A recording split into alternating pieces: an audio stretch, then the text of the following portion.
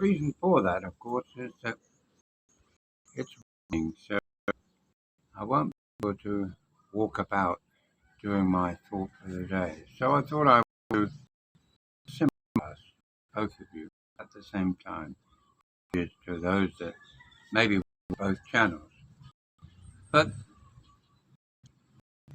my thought today comes more as a part, a deeper understanding of living here in the Philippines. You know, you don't have to go very far to discover so many expats come here, meet a lady, decide to retire here, or even partially retire. The first thing they seem to do is they rush out and buy land. You know, you've got mad dogs and Englishmen. You've got,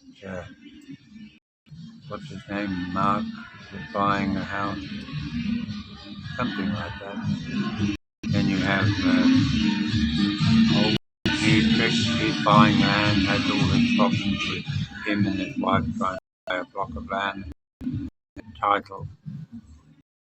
And so many of them who have no problem. They all had no problem. They have an Australian guy, interesting guy. Apparently he's been swindled out of his money. No, not here, but back in the US, back in Australia. He's lost nearly 200,000 of his superannuation because of a alleged dodgy guy who was managing as a fund manager. Oh, must be a nightmare to have lost all of your savings and then have to just rely upon a pension to survive. Well, in his case, he's under the pensionable age. So he's planning on going back now. He's running very short of money and having to go back to Australia to start again, to put together the money. And he's going to leave his wife and son here in a newly built basic house that's bought on land. Which is fine, but he's thinking of her, but she doesn't feel that she's now living in the sticks and away from her family too. But that's a little bit away from what I'm doing, but there is a connection. You know, even I built a home. You know, you cannot help but you look at the circumstances of your partner at the time. And it's very easy to get swept up into the idea that, yes, why not? We're in love, we're going to build a future together, and we build a home. And it's more than just a home for many of us. It's a project. It's a project in the making. It's something to keep us active each day, keeping our mind focused on things that have an effect on our lives. So we go out there and we arrange for subdivision and what do they call it? Survey and title, and you just hope that everything is being done correctly. Everyone's a master of their own destiny, I suppose. Some of you end up in hot water. Some of you have an easy go at it. But inevitably what happens is you start building a home, start making a life, making a future for her and maybe a child, or maybe a child from a previous relationship that's gone sour, maybe with a Filipina. Whatever the reason, you're trying to create a secure base from which the relationship itself can progress without the worry of paying the rent man every month or every week. So the idea that somehow many Americans suggest it, and I understand they come from an idea of investment. Everything has a monetary value. Everything has to be for a financial reason. And I think that that's where it's lost in these videos. So many of the videos are anti-building houses for your partner. You know, not everybody goes sour. Not all deals go pear-shaped. Many do have successful relationships. But in the event, eventually, when we all go, either overseas because we no longer can afford to get ourselves hospitalized here, we go back for free or reduced cost of medical costs. And we leave behind a house and a woman, maybe with children, and hopefully not with your own children, because that must be really hard. But the reality is you've left her with something that she can continue on, regardless of where you are on the planet or whether you die. So I don't see that investing in one's future isn't the same as investing in one's future for money. You know, it's true you can't own property. Well, you can and you can't. You know, they say you can own a condominium, but most Filipinos will even tell you that a condominium is a bottomless pit for money.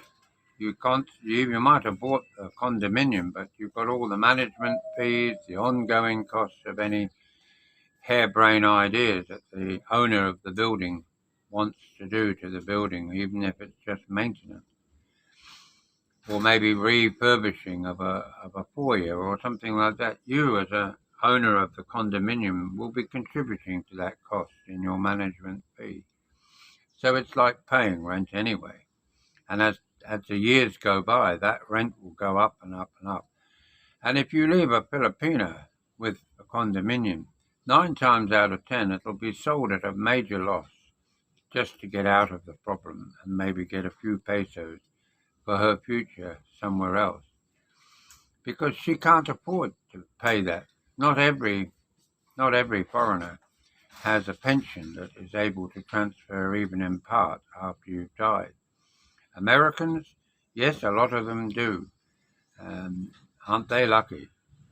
No, I'm not jealous. I just say that these things are in place at the moment. But guys, hold on to your saddle, because I'm sure that the world's governments are waking up to the fact that why should they be passing on a pension to another person in another country who's never paid tax in that country? And yet they're paying the price of you going overseas and looking after another national in another country after you've died. And I think that will change in time. You know, if you die in Australia and you're on an old age pension, your wife dies or you die, you go back to a single person pension. You're still entitled to a pension, but it would actually be a slightly higher one because you're on your own. But if you're in Australia, then that's fair enough because you're looking after both Australian citizens. Same applies in New Zealand, and I believe the same applies in the UK. But back to what I'm talking about, and that is about building homes. You know, one of the biggest joys I had was actually getting the bulk of the construction carried out under my supervision to the standard that I was prepared to accept as safe and reasonable for that type of building. If there was a requirement to maybe make it a little bit more stable, a little bit more engineering-wise, I would seek the advice of the engineer and we would up the engineering specs to meet my desired level. And that was part of hands-on experience in building everywhere. England, Australia and New Zealand, where I've been in my lifetime involved in construction. And it is so important that you are there when they're doing the work. You may well find it difficult getting them to follow your instructions, but if your wife can understand what you're saying and the reason for it, there's no reason why she can't explain that to the builders there on site. because in the end you're going to have a very strong and worthwhile building. You know, they don't have damp course here.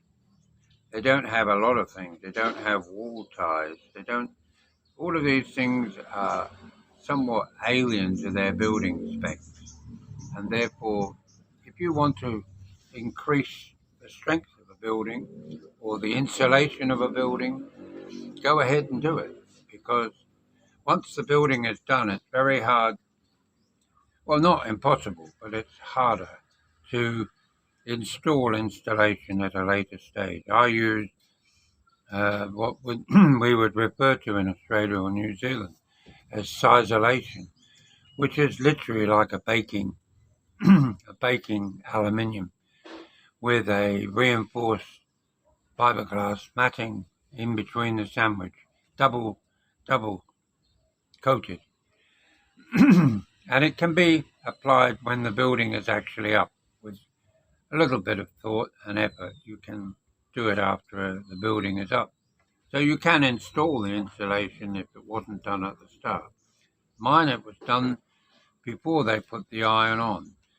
And the installers of the iron on the roof, or should I say the colour steel, were somewhat intrigued as to why we were doing it that way. But I stuck to my guns, and I wasn't going to be told by them, no, that's not the right way, you've got to make it tight.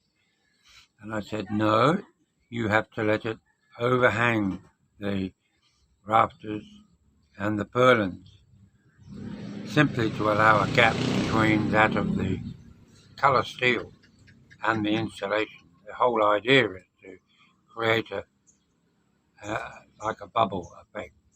So it went like that across the roof underneath the colour steel. Now, of course, you can double up on that in the sense that you can also buy bats, or what they call fiberglass insulation.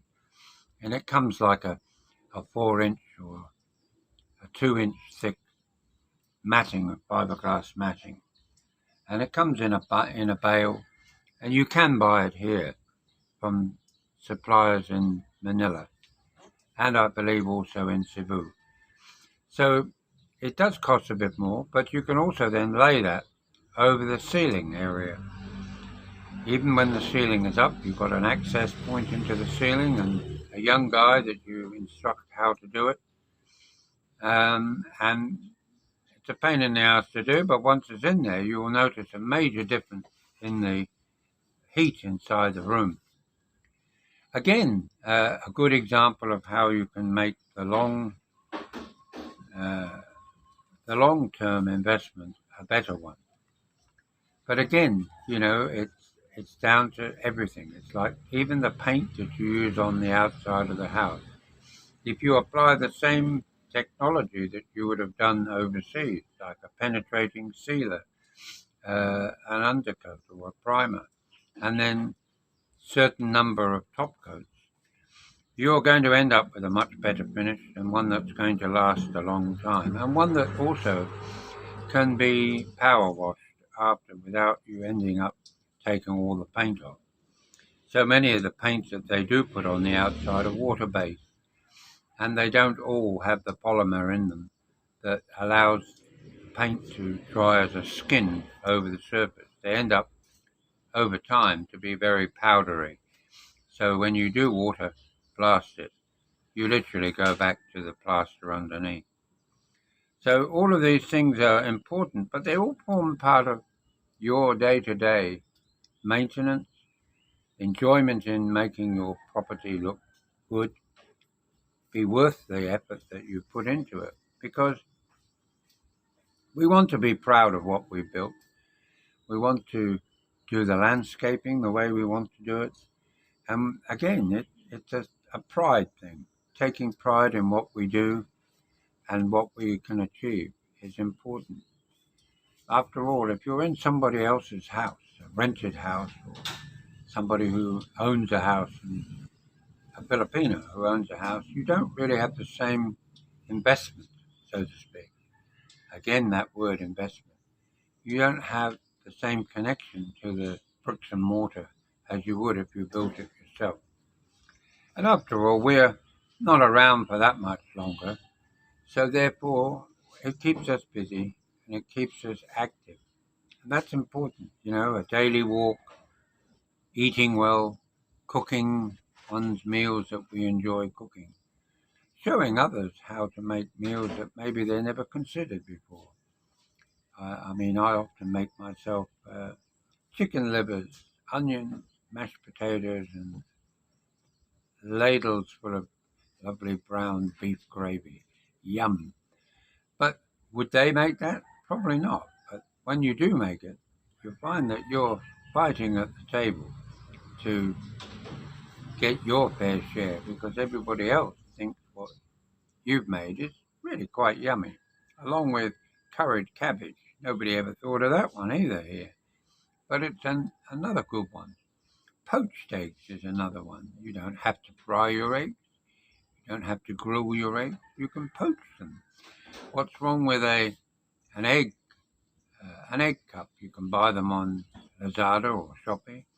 Make yourself an egg in the morning and have some toast and New Zealand butter and Coles genuine made in Poland marmalade, and you'll have a little bit of what you've been used to, and it'll help to keep you in touch with reality. You've got Sky TV directly live here on the TV, on your smart TV, and therefore you can keep up with what is going on in Australia or in England and watch the chaos unfold. But the same goes. You can watch Fox or CNN or whatever you want to watch. So you can keep in touch with the rest of the world and still live your life in parallel to that of your Filipina who wants to watch the daily soap, all the drama that they do. And I advise you all, if you want to have an idea how Filipinos think and how they seem to connect with, watch their soaps. You don't even need to understand the language. And some channels will give you, in a smart TV, English subtitles. So you will be able to follow what the drama is. But they all follow the bad lady or the bad man and the poor innocent young soul who's being manipulated and exploited by this rich family. And in the end, the drama unfolds week after week after week. And you're left there hanging with all the tears and the drama, which is really Philippine. It really is. It's the Spanish way. It's the Latino way. And it helps us to understand that when we find that kind of drama in our own environment, it's not their fault, mate. It's just the way they've been brought up. It's the way they are seen by their grandparents, the way they're taught by them, the way it's what they've been given. That's the reason they are the way they are. And don't think that just because you think you've told them something that they really will understand, because they just simply don't grasp where you're coming from. Why are you saying that? Why are you doing that? Because that's us. We talk that way. We explain things that way. And we have to get down on our knees sometimes and talk to the kids like we're in the kindergarten sometimes. And that takes patience and understanding. And I just hope that when you enjoy listening to motorbikes with no mufflers or very little, it's very hard to hear me. But I hope you've enjoyed watching. And don't forget to give us a thumbs up on both channels, Grumpy Brit in the Philippines and the British Expat in the Philippines. We're here each day, many times in some cases, and even live. So come and enjoy the channel, and I hope you enjoy this video this morning. God bless you all. Bye now.